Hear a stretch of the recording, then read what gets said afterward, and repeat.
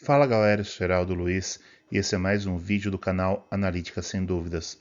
Pessoal, continuando com o equilíbrio redox, hoje eu quero falar sobre célula galvânica e eletrolítica, ânodo e cátodo, tudo bem? Pessoal, normalmente a primeira ou segunda aula eu já trato das constantes, mas para o equilíbrio redox é muito importante você conhecer um pouco desse histórico antes para entender como a gente chega nas constantes de equilíbrio, que é um pouquinho diferente. Tudo bem, pessoal? Mas antes de continuar, já se inscreve no canal se não for inscrito ainda, deixe um like no vídeo para não esquecer depois, ative o sininho da notificação, isso é muito importante, ajuda o canal a continuar crescendo. Quem tiver um hype, pessoal, considere dar um hype nesse vídeo aqui para o YouTube entender que esse conteúdo é relevante e divulgar para mais pessoas. Então o like e o hype ajudam bastante. Sigam também o canal na rede social, Facebook, Instagram, Blue Sky e Threads. Lembrando sempre, eu estou mais ativo no Instagram, que é uma forma de a gente manter contato e também poder tirar dúvida de vocês. Agora sim, vamos para a aula. Antes de continuar, pessoal, aquele recado de sempre. Mais de 70% de quem está vendo os vídeos não se inscreve no canal. E isso prejudica bastante o canal na plataforma. Então, pessoal, tá vendo o vídeo, tá ajudando vocês?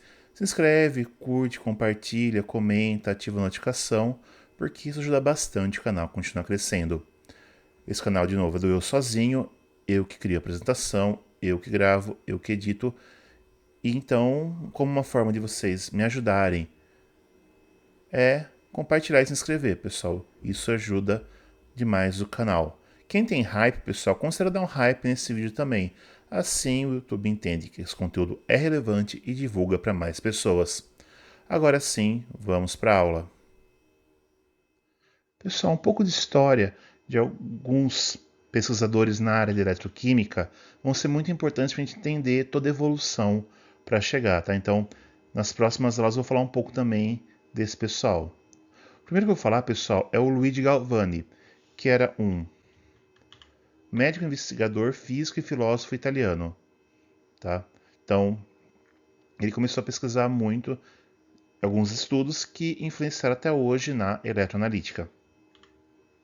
Ele propunha, pessoal, que os músculos e células podiam produzir eletricidade através de reações químicas. Era uma das pesquisas dele. E aí, pessoal, os estudos dele influenciaram uma outra pessoa que é o Alessandro Volta. Falavam que eles um se inspirou no outro, que eles eram rivais. Aí tem várias vertentes, tudo bem?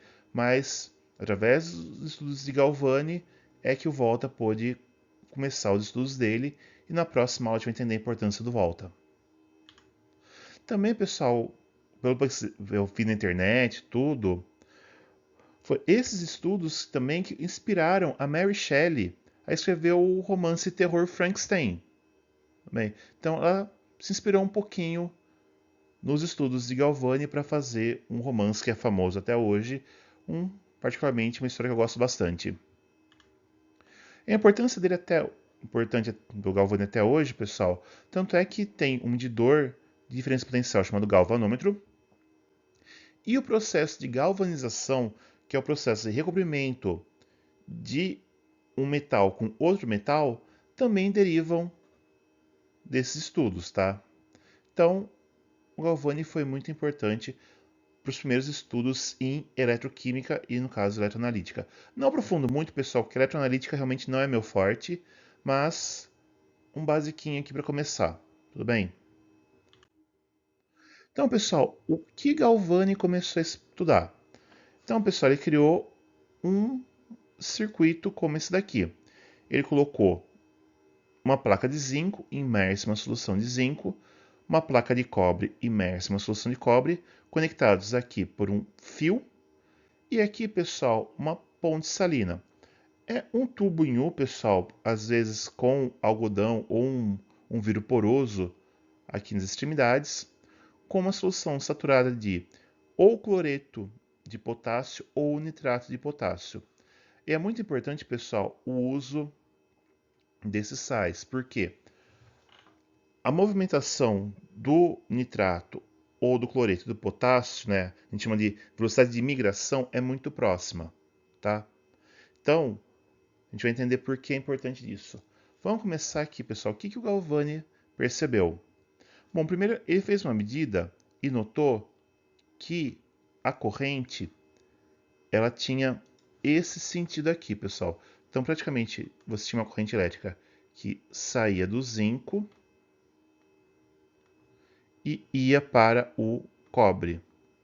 Tudo bem, pessoal? Então, você tinha movimentação de elétrons nesse sentido aqui. Ao mesmo tempo, pessoal, a massa da placa de zinco depois do experimento, ela diminuiu, enquanto a massa da placa de cobre aumentou. A concentração inicial do zinco em solução era 1 mol por litro. A do cobre também.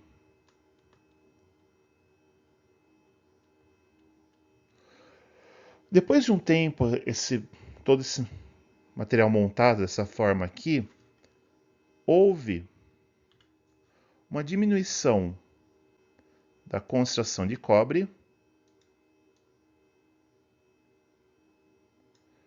A concentração de cobre diminuiu, enquanto a concentração do zinco na solução aumentou. Tudo bem? Então, esse foi o primeiro experimento, um dos primeiros experimentos de Galvani.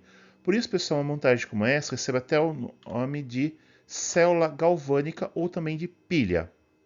Tudo bem? Então, pessoal, Galvan, célula ou célula, pessoal. No inglês é cell. E o cell pode ter essas duas traduções, célula ou cela. Eu vou usar sempre aqui o termo célula galvânica. Tudo bem? Então, esse é um exemplo clássico de uma célula galvânica. Dois metais diferentes imersos em suas soluções a 1 mol por litro inicialmente, as placas conectadas por um fio e as soluções conectadas por uma ponte salina. Tudo bem, pessoal? Então, agora vamos entender cada lado da reação, cada lado desse sistema. Primeiro, pessoal, vamos entender o sistema do zinco, o lado do zinco. Bom, aqui a concentração do zinco está diminuindo, então aumentando, né? Enquanto a massa da placa de zinco diminuiu. Então, pessoal, por quê? Estava tendo a reação de oxidação do zinco. Bem, lembra, oxidação é o fornecimento de elétrons, tudo bem? O aumento do estado de oxidação. Bem, lembra, pessoal, que aqui na ponte salina tem o KCl ou o KN3? Vou por KCl. O que acontece? Com o aumento do zinco, deixando o estado metálico e indo para a solução,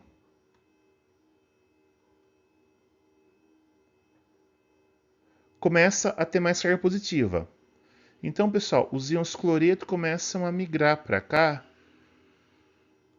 para manter a neutralidade da solução. Tudo bem? Se não acontecesse isso, não ia fechar o circuito, tudo bem? Bom, então como eu falei, no zinco está acontecendo a oxidação no sistema zinco metálico, zinco aquoso. Tudo bem? Então, eu estou formando os elétrons no sistema do lado combinado zinco metálico, solução de zinco. Então, vai trair os ânions, como eu falei, né? Então, todo o cloreto vai começar a migrar para cá.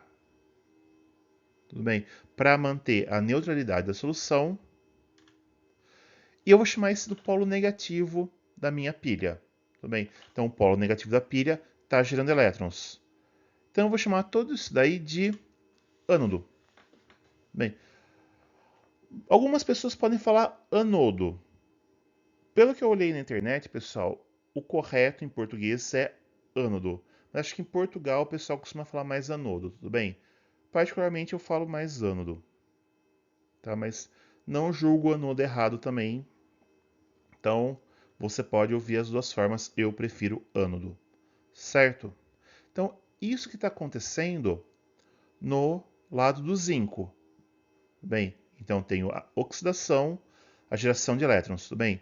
E a atração dos ânions para manter a solução com equilíbrio eletrônico, tudo bem? Então o cloreto começa a migrar, vai aumentar demais a concentração de zinco, o zinco é 2+, chega o cloreto para manter o sistema eletricamente neutro. Tudo bem? Agora vamos entender o lado do cobre, pessoal. Do lado do cobre, a massa da placa de cobre aumenta e a concentração da solução de cobre diminui, porque agora o cobre está recebendo os elétrons e está reduzindo. Por isso que a solução é visível. Para o cobre ser a solução azulada, você vê a mudança de cor ficando uma solução mais clara. Está acontecendo o processo de redução. Por quê? Então os elétrons estão vindo do cobre, do zinco, né? Chegando até o cobre. Deixa eu ver por aqui. Então os elétrons estão vindo do zinco, chegando no cobre. Tudo bem? Ao mesmo tempo, pessoal, está consumindo os elétrons. Então, na superfície da placa de cobre, os elétrons chegam, atrai o cobre 2+, e acaba formando o cobre zero na superfície. Se eu estou tirando o cobre, pessoal, vamos supor que isso aqui fosse uma solução de sulfato de cobre.